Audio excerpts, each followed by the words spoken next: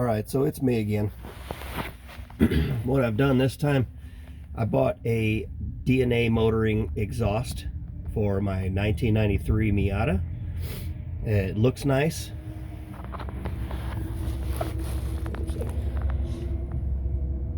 All nice and shiny.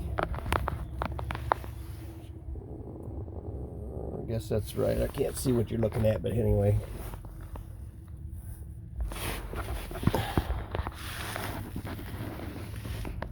Here's the tip. Still got the baffle in it for now.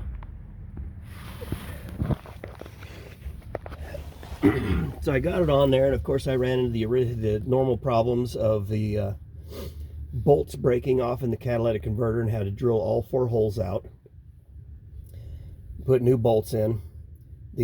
Just a fair warning for anybody that's wanting to change their catalytic converter or put it on an exhaust, that you need to potentially change the front gasket, your input gasket on your catalytic converter.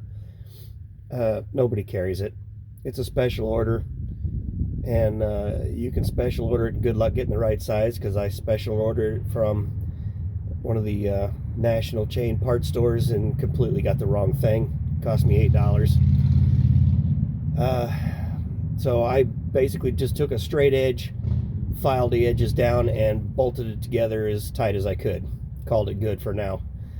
I'll probably end up buying the gasket from the dealer or something to make sure I get the right one. But the big thing is, I got everything put back together, and then I run into a problem. As soon as the car started rolling, this thing started banging like crazy. I'm thinking, okay, maybe it's just vibrating and hitting the frame or something. But actually what I found, let's see if I can flip this. There we go. What I found was it was actually hitting my drive line here in the back. You can see the clean spots where the bolts are at. So every time one of those would go around, it would hit. So what I've done, which is completely temporary, is I used a coat hanger. I put a little tension on it, put a little bend on it so it would kind of stay away from the exhaust. That's about as close as it gets now.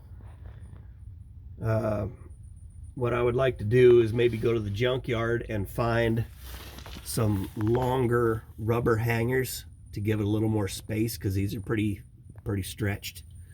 Some of them are stretched and some of them are actually collapsed. And this one's got a whole lot of space left in it, but that one there is pretty stretched. So if I get one that's just a little bit longer, the exhaust will fit a little bit lower.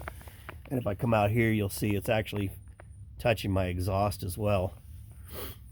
But yeah, this exhaust cost me a whole 120 bucks.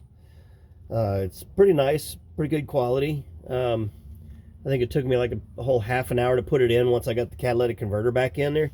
So it was real easy. You have to take this bar loose to get it up through here, or you can feed it before you did that. I had to take this loose anyway to get the old one off, because it was all one piece. It didn't have a junction right here.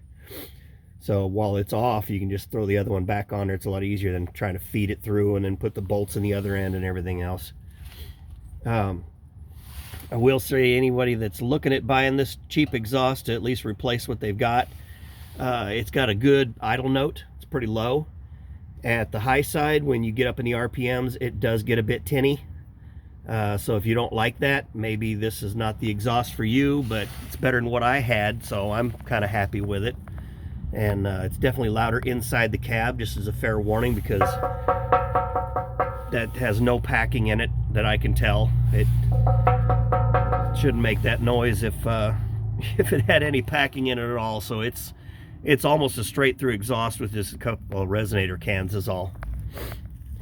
So anyway, that's what I ran into, just in case that anybody puts a new exhaust on and all of a sudden you start rolling and it starts banging all over the place. You just got to watch out for your height right here to see if you know how it's hanging, and make sure it isn't hitting your rear drive axles. So there you go.